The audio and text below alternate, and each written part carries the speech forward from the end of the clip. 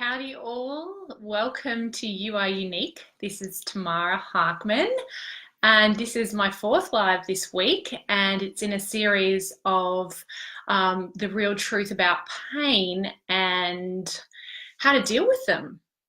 So how do we deal with our, emotions? The real truth about emotions and how to deal with them. And today we're talking about pain, and we're talking about projecting our pain. So I'm just going to share this to my private page and then we'll get started. Hopefully someone will jump on soon. So we all have pain, whether it's emotional pain or physical pain. We all have it at some point in our lives. Waiting for it to pop up. It doesn't seem to be popping up. So this week, there we go. This week I have actually been suffering physical pain in my back, in my upper back and my neck. There we go, shared. Cool. I'm getting the hang of this finally. I'm all prepared with everything. I think I've got the titles up right and the parts up right, and getting the sharing to my personal page as well, getting it together. Just waiting for someone to jump on before I start, or I just might start anyway. Yeah. So I've been in pain this week. I've actually been in physical pain.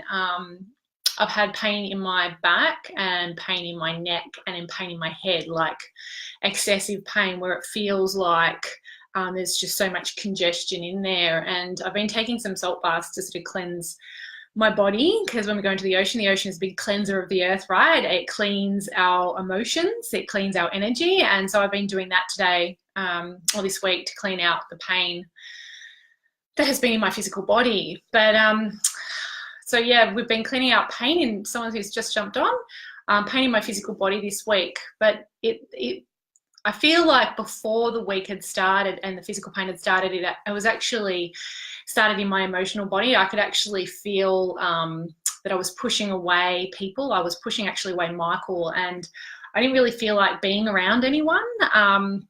Emotionally, I just felt a little bit depressed and just annoyed and irritated with people. And so then it came up that I had physical pain. So there was a succession of events that sort of came up with me. And finally I said to Michael, can you just do something about this? Like, have a look and see what's going on. And he did some body work on me, and he had picked up that it was actually part of a pain that had been in my life for a long time.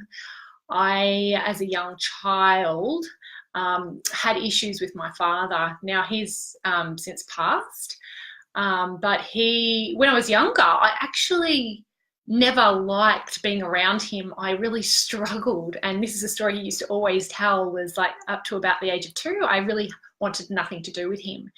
And he went away on an insurance trip for 2 weeks and came home, and lo and behold, I ran up to him and hugged him and cuddled him, and he cried. For the first time, I had actually engaged in him or with him and held him, and he loved the idea that for the first time in 2 years that I, as a 2-year-old, had finally hugged him. Now, this pain that I have this week had actually something to do with my father, had to do with pains when I was younger. I mean, how can you write a story like that when a 2-year-old actually doesn't even want to be around their father, or, you know, a young baby is not interested in being around their father? So this is sort of a bit of a story, because it obviously spans my whole life. But what came up for me this week was like a rejection of the male, which is exactly the same thing that was happening when I was a young child. I was literally rejecting the male. Like and share if you're viewing. I can see people popping on and off, but I can't actually see who's on. So if you are there, like and say hello at least, and yeah, say g'day. I know it's not always easy to sit there and listen to a live when you're busy doing things and you're just quickly flicking through Facebook. But yeah, definitely press like and come back and watch the replay or whatever. And yeah, I'll write you a little message or whatever and remind you to come back on and watch it later if you're busy now. So yeah, just talking about my experience obviously as a child and how I didn't like my father and how these issues have come up this week, and it's come up in my physical body and it's also come up in my emotional body, and I really didn't even want to be around Michael, just like I didn't want to be around my dad when I was from 1 to 2 years old, or from 0 to 2 years old. I had this resentment or something within me that made me sort of pull away from my father, emotionally pull away from my father. Now, jumping in the middle of this all, I remember having a conversation with my mother after I'd had my second child, and something had triggered a memory in her that when she was breastfeeding me, after she'd had me and was breastfeeding me, she was told by my father that he didn't love her anymore. Now, this and the succession of events growing up, obviously the first being the fact that when I was a baby, he had told my mum he didn't love her, and I'm breastfeeding, I'm connected to her, and you can only imagine her emotional state. She would have been really depressed and really sad, and I would have carried on that. And I feel like if he had said, I don't love you anymore, it's kind of saying you're not good enough. And funnily enough, that's something that popped up in my psyche this morning. I'm not good enough. I'm not good enough. I haven't done enough in my life, as in I haven't finished writing my book. I haven't done enough with my coaching program. I haven't done enough with my children. I haven't cleaned the house enough. I'm not good enough was basically coming up this morning. So I know I'm sort of going everywhere with my story here, but it's almost like I had so much. It's hard to actually paint a picture of, 40 years and why people suffer the pain that they suffer.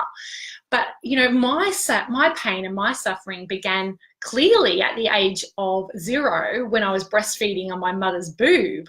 It was my father saying that to my mother, which then created an insecurity within me. And then for 2 years, I didn't want to hug him or go near him.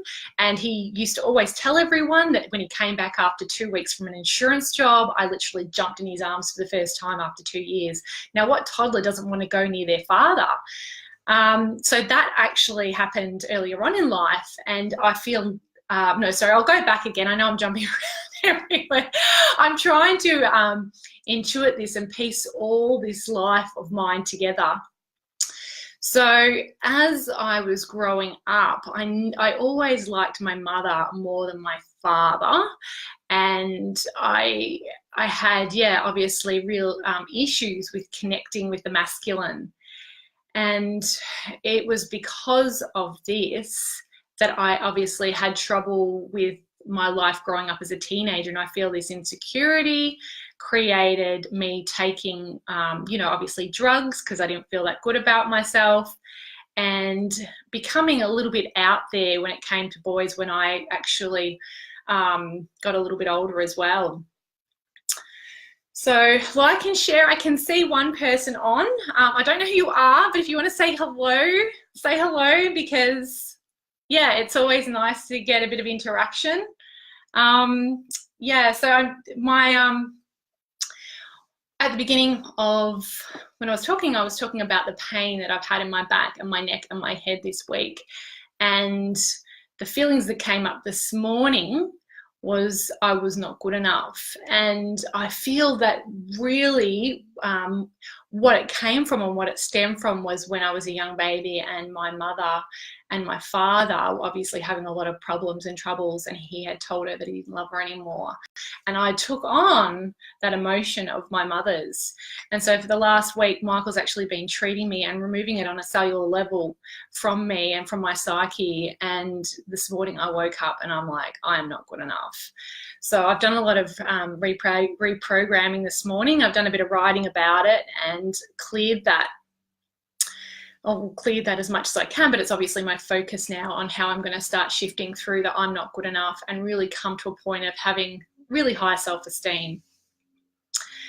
So back to pain, physical pain, that was cleared. But when I look at the middle of my life, when I was actually having children, I was in pain myself because I felt unloved by the masculine. I felt insecure with myself. And because of these reasons, I actually projected pain on my children. Hi, Jennifer, I can see that you've joined. So yeah, I started projecting pain. Thank you for the like. When I started having children, because I didn't know any other way to deal with my emotions back then. And if they did something wrong, or they stepped out of line, or did something that I didn't want them to do because I had an expectation that they had to behave, or whatever it was, I would actually project my pain and get angry at them. Hello, Jennifer. Thank you for your comment. It's really tricky, these lives. But I feel like I'm getting used to it. I'm getting comfortable, a lot more comfortable. Yeah, given it's my 4th live. But I'm kind of everywhere with this story at the moment, but I'm trying to paint a whole picture of 40 years of why I started projecting pain in my mid-20s onto my children. And that was basically because I was insecure, and I didn't have the confidence or the patience, and I had the expectation that my kids had to be a certain way, or my partner had to behave a certain way as well. And then I'd get frustrated. And that's also from programming of parents as well, right? Hi, Angela, joined as well. I'm doing great, thanks, Jen. So pain is projected, obviously, when we're insecure. And when I was doing my lives at the start of the week, I was talking about how there's no wrong and how there's only right. And how I had had conversations with a friend about this, and they disagreed with it. They had their opinion. It wasn't a judgment. It was just an opinion that there is wrong because people have bad behavior, and that's wrong. And even though it's bad behavior, they're right in the way they're behaving because of the way they've been programmed. And if we look at the story I've sort of just told, is that, you know, as a young child, I was not really accepted by my father. Well, he didn't really love my mother. So therefore, I didn't feel the love from him, and I felt like I was a little bit rejected as well. So therefore, I felt insecure, and that sort of went on to me taking drugs and, you know, obviously becoming a little bit probably promiscuous, or just not even that, but just going out and being silly and having lots of fun at nightclubs. And not that I was being promiscuous at nightclubs, but just going out and doing wild things.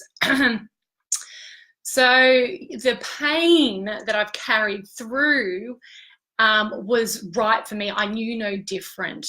I didn't understand where I didn't have clarity on another way of being. So for me, it was right to yell at my children, to get angry at my children.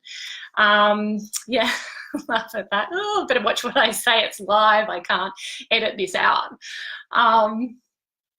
So yeah, that was my right. And there, for me, I feel like there's no wrong based on where everyone is at the time. So back to the pain, I was projecting pain a lot because I was in pain. And I feel like if we look into why people project pain, there's a pretty good chance that they've been traumatized as a young child, whether it's through sexual abuse. Mine was just emotional abuse to my mother. But, you know, for other people, they've gone through such traumatic experiences. They've either been sexually abused or physically bashed. And I know for people that I know in my circle who have been sexually abused, who have been physically abused or emotionally abused as young children, tend to go in a downward spiral, and they either block it out for a while and then they feel depressed, and then they have to start taking Western medication, which is antidepressants or anxiety tablets. They become addicted to that. Or they become alcoholics because of their trauma, and then they don't deal with them and it just escalates. So there they've got their trauma, and then they've got another layer of addiction on top of it. So it's like, even though in their world they think they're right at the time, they don't actually see what's their level of truth is not always the right way or the nicest way to go about life. So projecting pain and the energy, projecting pain, and watching the energy exchange is for people out there who get angry or who are doing things that are untoward or have bad behavior, generally because they're in pain, and it's their internal reality that they're really not aware of coming out and exploding outwards and hurting people.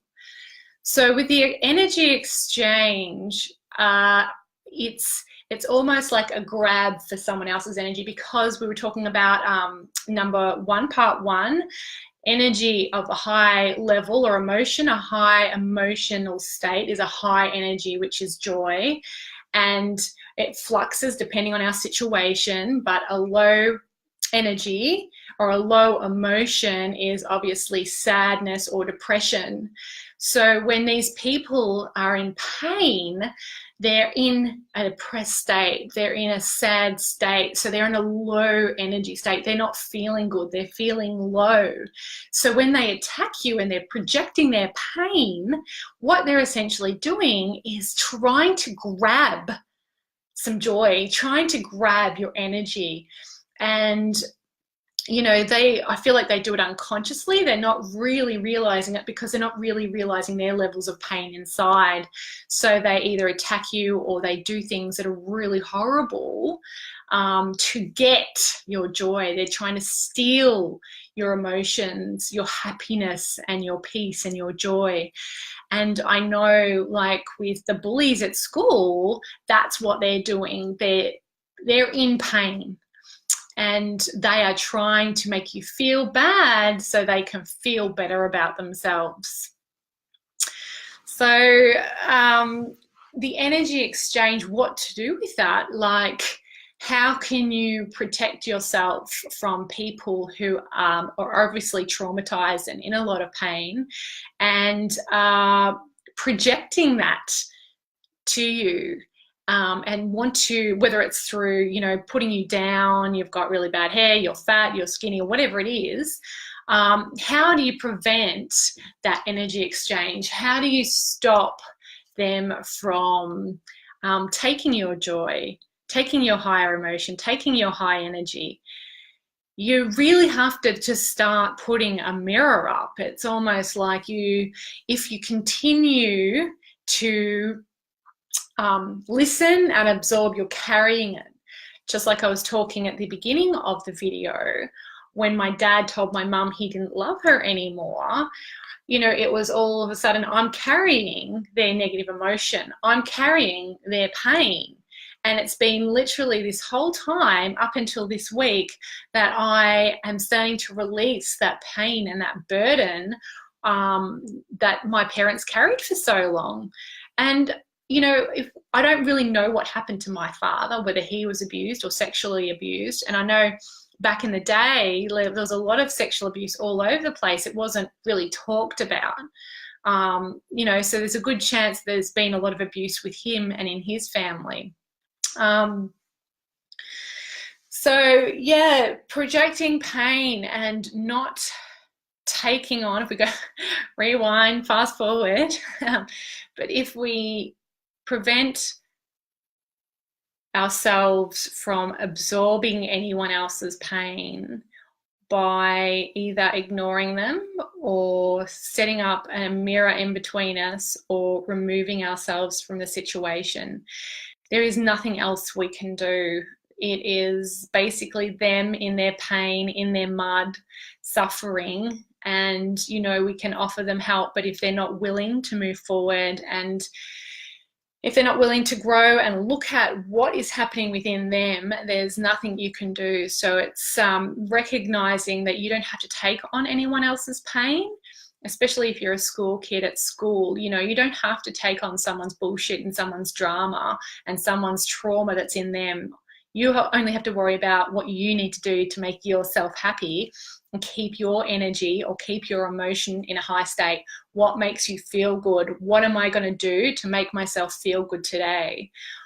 Rather than getting sucked into the vortex of someone else's crap and someone else's drama and trauma and possibly even their own addiction, which is you know, if they're a bully or something, it's their own addiction at energy grabbing. They need to have that, you know, emotion to feel good about themselves. So they're going to keep on bullying people. They're going to keep on making people feel bad because that's their way of feeling good. It's like an addiction to them. So it's, yeah, removing yourself from a scenario or a situation with them. Now, I've gone on a bit of a ramble with my storytelling. I know there's one person still on there. I don't know whether it's you still, Jen, but thank you for watching live. I know it's not always easy for people to sit there for 20 minutes and listen to the whole thing, but yeah, we're all live a really busy life. Anyway, so and whatever, that's what I always say. Have a really lovely day. Thanks for listening. I hope this helps. I actually have got an anti-bullying campaign coming up on the weekend. So if you know anyone that really needs some help, any teenagers that are out there, that I feel like this work is amazing for teenagers, the next generation, 15 to 30-year-olds, because yeah, it's really awakening stuff when kids and young adults can understand where emotion comes from and what to do with the emotion. They can live a more stable life. They don't feel as depressed. They don't take on people's crap. They don't take on, you know, their friends or the bullies at schools stuff. And I've had some really amazing results with teenagers that has literally been life changers. I had one of my clients, her daughter was on medication. She was depressed. She had anxiety. She was seeing a psychologist. She was at a special place where she was seeing so many people. She had left school. She was suicidal, and her mum was at her wit's end and she didn't know what to do with her. And so she came along to my talk, and the mother said, I literally changed her life. And she had dumped her boyfriend who was abusing her, emotionally abusing her that day, and rekindled a relationship with a friend who, well, one of her best friends who she had pushed aside for a long time. And yeah, her mum was eternally grateful. And also, I saw her, I caught up with her the other day, and she's like, oh my God, how are you going? Are you still running your courses? And yes, so she was really happy to see me, but that was just such an amazing change. So if we can really start to help these kids see the truth about emotions and their personal power, it's just got to be a winner. It's really needed in this day and age. And if you know anyone, yeah, as I said, that would like to come along, let them know and spread the word, because it really does work. Knowing and understanding and informing our children is the key for their emotional health and their mental stability. So thank you for listening. Thanks, Jen. And I hope you're all having a lovely day. If not, please watch. If not, come and see me on the weekend or come and do one of my coaching packages. Yeah, have an amazing time for the weekend. If you're going away and doing something, please like, share, and or watch the replay. Alrighty, take care. Bye. See you, Jen.